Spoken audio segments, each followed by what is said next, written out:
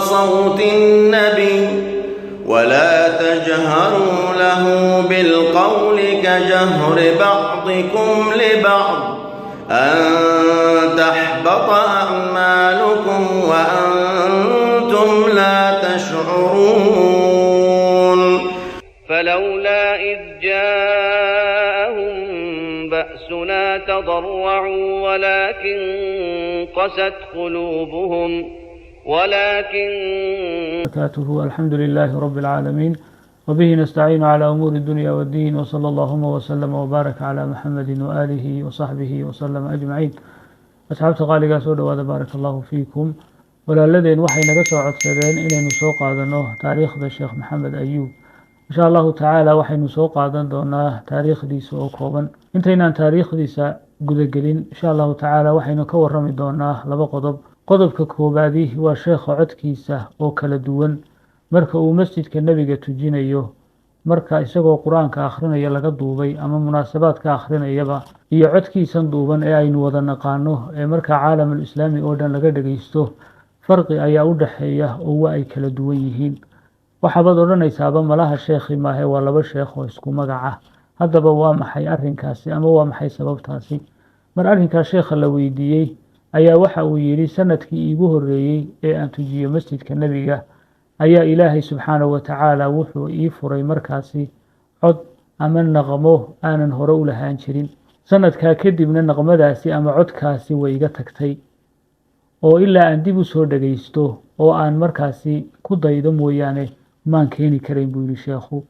marka waa waxyaabaha cajiibka ee mucjisada ah sheekha markaad codkiisa aad dhageysato isagoo duuban ama salaada tujinaya iyo codkiisan duuban farqi ayaa u dhaxeeya haddana waa isla sheekhu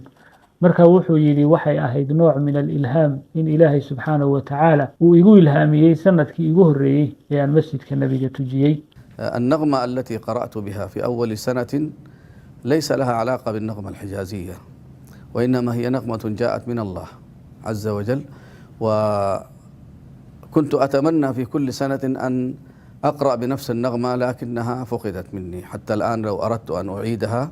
لا أستطيع أن أعيد نفس النغمة إلا بعد أن أستمع إلى نموذج من ما كنت أقرأه في تلك حتى تستعيد هذه القراءة. sidoo kale sheekha mar la weydiiyay oo la yiri maxaad tamanin lahayd ama aad jeclaan lahayd sheekhu waxa uu yiri intay markaa ilmo ku soo istaagtay waxaan jeclaan lahaa inaan markaasi masjidka nabiga calayhi salaatu wasalaam aan tujiyo intaanan Allah subxaanahu wa ta'ala la kulmin ilaahay subxaanahu wa ta'ala riyadiisaasi iyo rajadiisaasi waa uu rumeeyay 2015 sheekhu waxa uu tujinayay masjidka nabiga calayhi salaatu wasalaam salaadii taraawiixda isagoo markaa codkiisa laga dareemayo xanuun iyo culays laga dareemayo ayuu sheekhu markaasi tujinayay markii uu ragcadii galay ee sheekha markaa culaysku uu ku batay ayaa markaa waxaa ka nasiyay sheekh kamid ah ardaydiisa oo la yiraahdo Ahmed bin Talib kadibna waxa uu ku akhriyay markaasi sawdka sheekha raxmatullaahi calayhi rahmatan waasi'a. يا أيها الذين آمنوا لا تتخذوا اليهود والنصارى أولياء بعضهم أولياء بعض ومن يتوله منكم فإنه منهم إن الله لا يهدي القوم الظالمين. يا أيها الذين آمنوا لا تتخذوا الذين اتخذوا دينكم هزوا ولعبا من الذين أوتوا الكتاب من قبلكم والكفار أولياء واتقوا الله إن كنتم مؤمنين. qisadiisu runtii aad ayay u qiimo badan tahay cibro fara badanna waa ay ku jirtaa waynu ka warrami doonaa soo dhawaada barakallahu fiikum.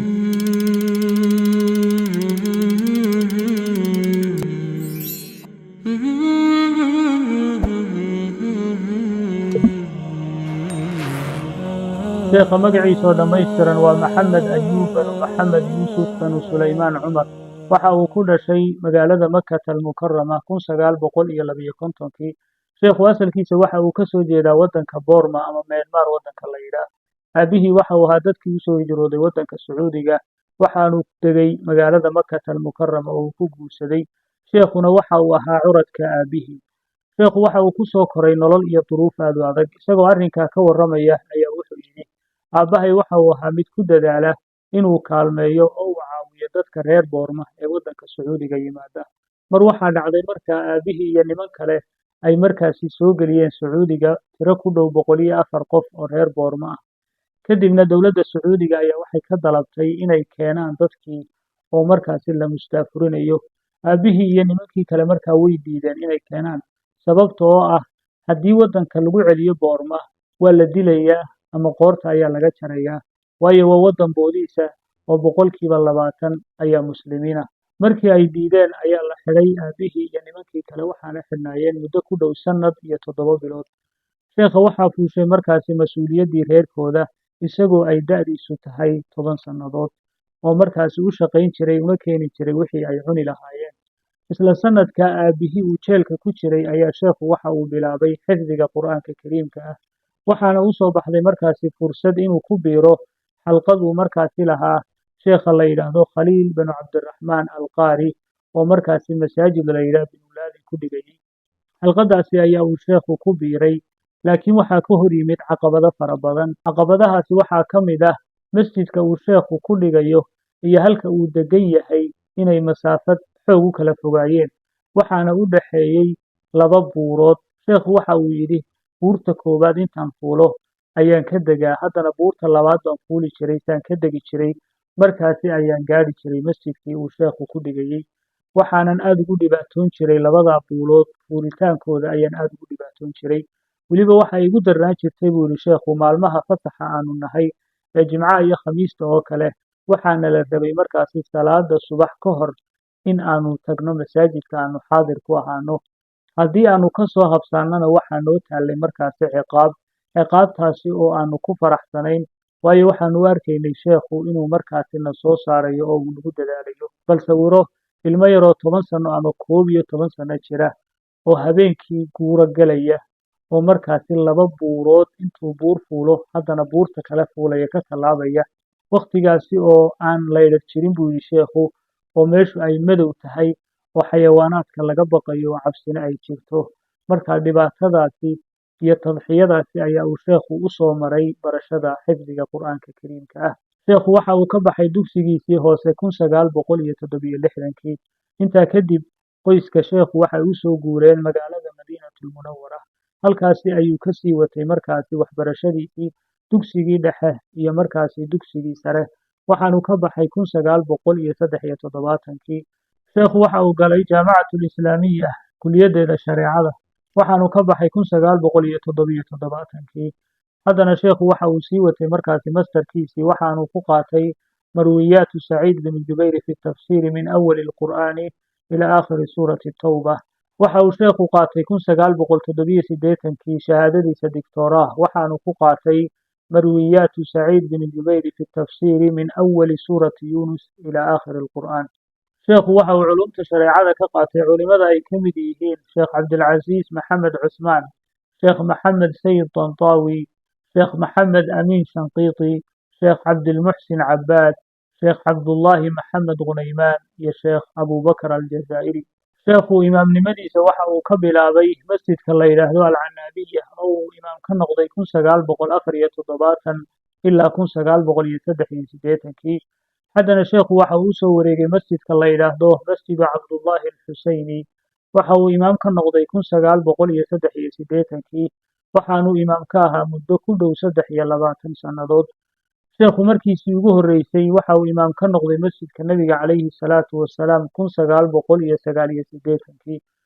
isagoo ka warramaya qisadiisa imaamnimada ayaa waxa uu yidhi sheekhu, Sheekh Cabdilcasiis bin Saalix waxa uu ahaa imaamka iyo khatiibka masjidka Nebiga calayhi salaatu wasalaam. waxa uu ahaa sheekh markaasi caalim ah oo markaasi laga haybeysto oo ay shakhsiyadiisu ay tahay mid xoog badan. markaa sheekhu waxa uu dhigi jiray markaasi garsoorka, aniguna waxaan ka mid ahaa ardaydiisa. markaa sheekha waxaa soo gaadhay in sheekh cod macaan oo la yidhaah Maxamed Ayuub uu jiro. kadibna inanuu dhalay ayaa uu ii soo diray isagoo markaasi i doonaya. markuu inankiisu ii sheegay aad ayaan u cabsooday, waxaanan is idhi markaasi ma qalad baad samaysay oo sheekhu uu kugu ciqaabayaa. majliskiisii waxaan imid bacda almaqrib ayaan soo fadhiistay, koona shishe ayaan fadhiistay. markaasuu yidhi mee Maxamed Ayuub halkan soo fadhiiso. وسواك فريستي كدبنا وحا ويقولي عاو وحا تجينيسا تراويحدا مسجد النبي عليه الصلاة والسلام ونقادا وأي وحا يقول نقطي مركاسي لما فلان كدبنا وحا نقول هذا الكاسي يقول علي مرلبات أيو يقول علي وحا يقول قنعي مركاسي إن أن عاو تجي مركاسي تراويحدا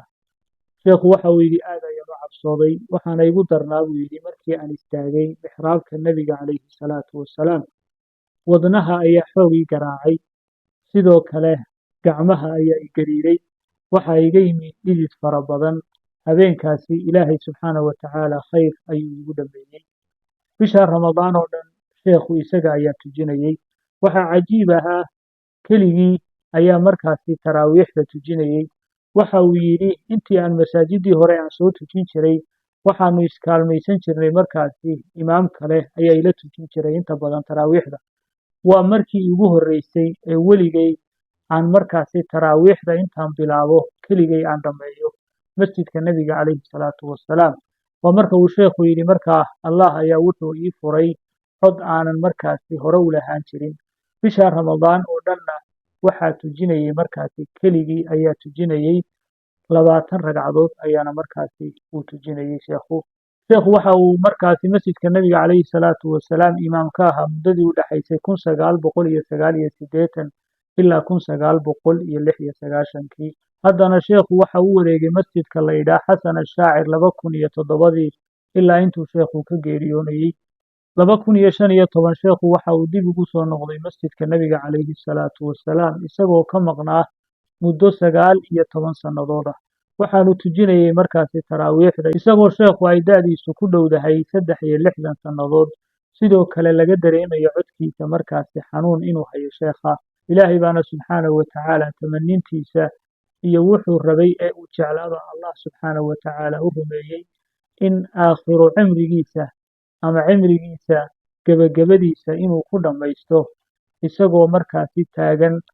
mixraabka nabiga calayhi salaatu wasalaam oo ummadda markaasi tujinaya sheekhu waxa uu geeriyooday 16 abriil 2016 maalin sabtiya waxaa lagu tukaday salaada duhur kadib masjidka nabiga calayhi salaatu wasalaam waxaana lagu aasay xabaalaha baqiic raxmatullaahi calayhi raxmatan waasica sheekhu waxa uu ka tegey 5 inan iyo 2 hablood oo dhammaantoodba ay yihiin markaasi kuwa xifdisan qur'aanka kariimka ah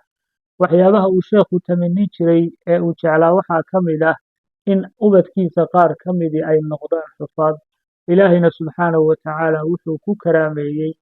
inay dhammaantood noqdaan kuwa xifdisan qur'aanka kariimka ah sheekha culimada ay saaxiibka ahaayeen waxaa ka mid ah sheekh cali jaabir raxmatullaahi calayhi oo ay aad u saaxiiba ahaayeen bilowna ay kasoo wada bilaabeen